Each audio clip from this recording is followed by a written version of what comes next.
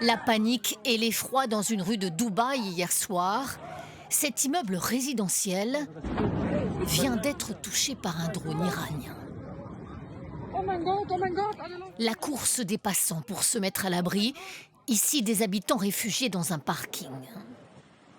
Un appartement, situé dans les étages élevés, est en feu.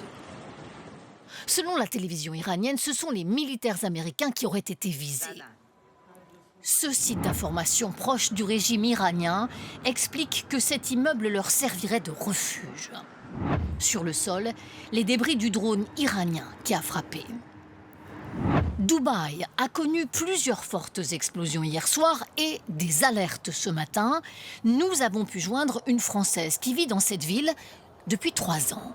J'ai pas entendu l'explosion, mais par contre, on reçoit des alertes très fortes sur nos téléphones, on peut pas les enlever.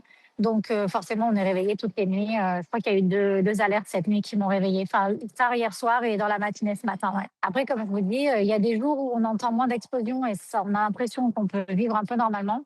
Et puis, il y a des jours où on entend les explosions et ça remet vraiment les choses dans leur contexte et le fait qu'en effet, il y a un danger, quoi.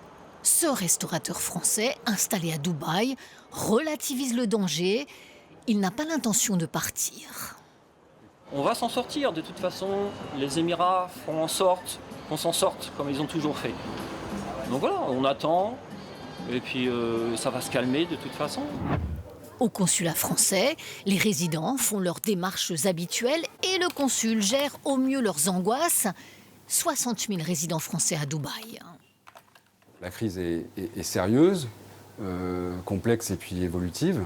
Les cibles aussi changent. L'aéroport de Dubaï a été ciblé hier soir. Cette nuit aussi, une tour d'habitation a été frappée par un drone. L'incendie en question hier soir a été rapidement maîtrisé. La frappe n'a pas fait de victimes.